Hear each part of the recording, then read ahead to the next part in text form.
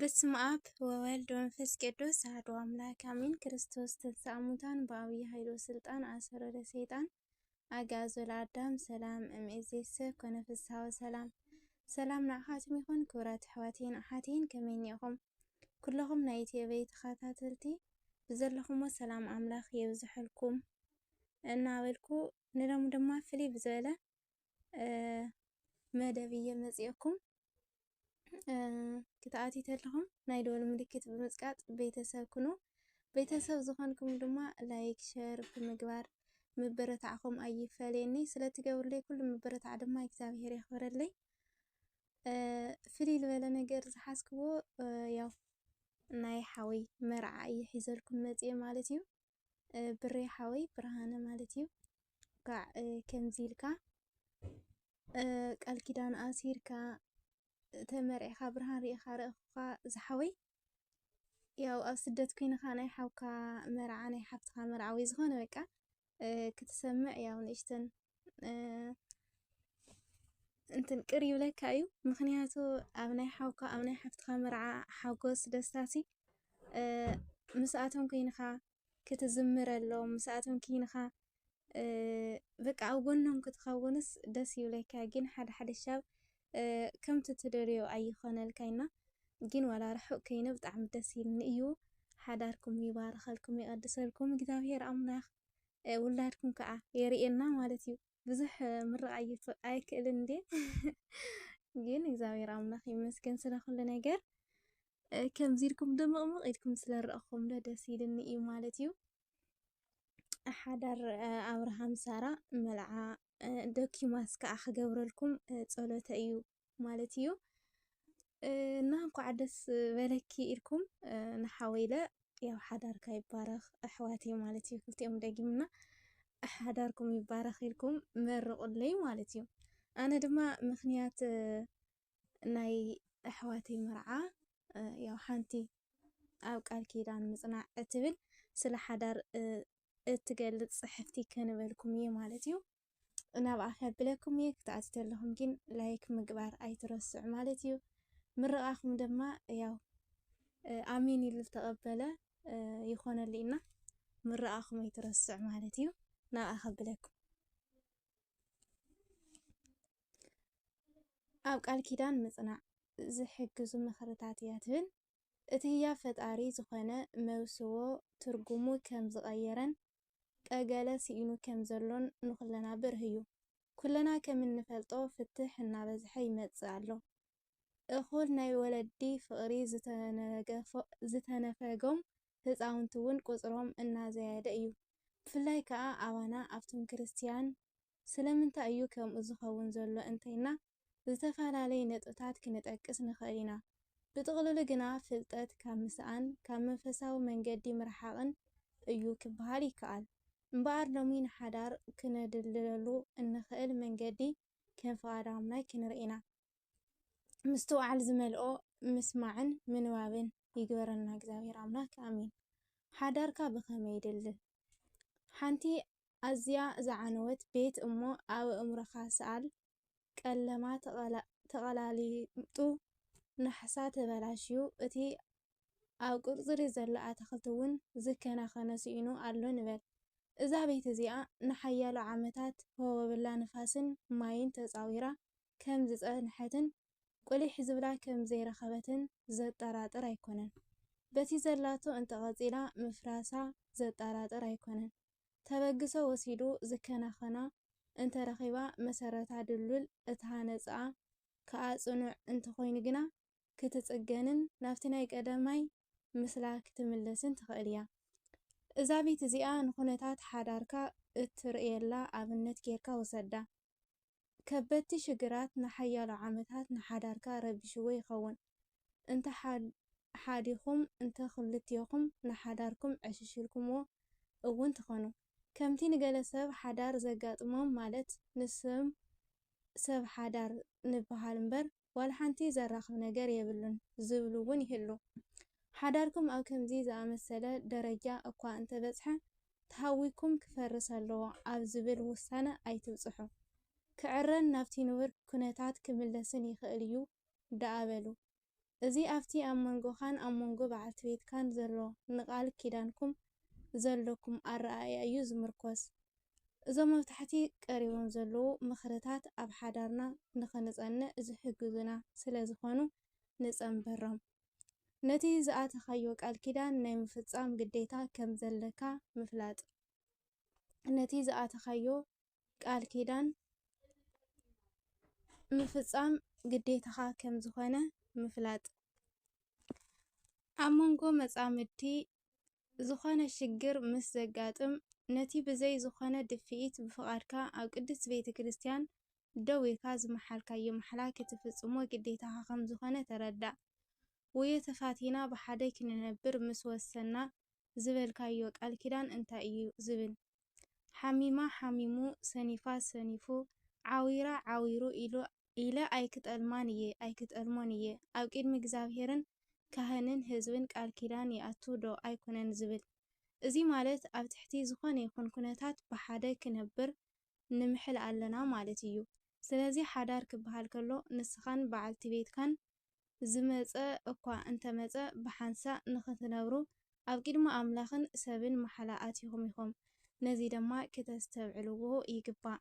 ጌታና መድኃኒና ኢየሱስ ክርስቶስ እቲ ካብ መጀመርታ ዝፈጠረ ሰብኣይን ሰበይትን ገይሩ ፈጠሮም ድማ ምእንቲ እዚ ሰብኣይ ነብኡን ነዲኡን ይሓድጎ ምስ ሰበይቱ ከዓ ይጣበቕ ክልቲኦም ሓደ ስጋ ይኾኑ በለ።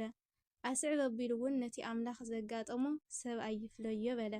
ማቴዎስ ወንጌል ምዕራፍ 19 ካብ ፍቕዲ 4 ክሳብ 6። ጸገማት ክፍጠር ከሎ ንስኻን በዓልቲ ቤትካን ነቲ ዝኣተኸምዎ ቃል ኪዳን ንኽትሕልው ቆራጽነት ክህልወኩም ኣለዎ። ስለዚ ቃል ኪዳን ግዴታ ምዃኑ ፈሊጥና ሓዳርናን ናብራናን ብኸመይ ክነመሓይሾ ከም ዘለና መፍትሕታት ክንናዲ እዩ ዘለና። ተደጋጊፍካ ምንባር ንቓል ኪዳን ከም ዘደልሎ ምርዳእ። ተደጋጊፍካ ምንባር ንቓል ኪዳን ከም ዘደልሎ ምርዳእ። ኣብ ቃል ኪዳን ምጽናዕ ክበሃል ከሎ ነቶም ሰብ ሓዳር ዘይስማዕምዕሉ ነጥብታት ኣይፍጠርን ማለት ኣይኮነን። ግጭት ክፍጠር ከሎ ምእንቲ እቲ ማሕላ ኢልካ ጥራይ ዘይኮነስ ብቐንዱ እውን ዝተኣሳሰርኩም ብምዃንኩም ነቲ ጉዳይ ንምፍታሕ ሓያል ባህጊ ክህሉ ኣለዎ። ጌታ ብዛዕባኡ ሰብኣይን ሰበይትን ደጊም ሓደ ስጋ እዮም እምበር ክልተ ኣይኮኑን ዝበለ ነዚ እዩ።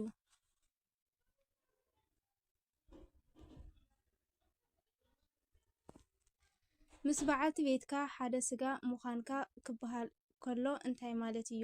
ሐዋርያ ቅዱስ ጳውሎስ ሰብኡት ንነፍስቶም ከም ነፍሶም ገይሮም ከፍቅርወን ከም ዝግባእ ጽሒፉ እዩ።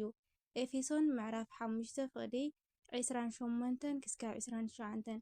ስለዚ ሓደ ስጋ ምዃን ክበሃል ከሎ ንበዓልቲ ቤትካ ንበዓል ቤትኪ ከም ርእስኻ ጌርካ ምርኣይ እዩ። ሰብ ሓዳር ንተሓሳስብኦም ካብ ናተይ ናብ ናትና ካብ ኣነ ከዓ ንሕና ክቐይርዎ ይግባእ። ብዙሓት ብሓዳሮም ዘይሕጉሳት ክንሶም ምእንቲ ደቆም ክብሉ ወይ እውን ናብራ ምእንቲ ከይከብዶም ኢሎም ብሓባር ይነብሩ እዮም።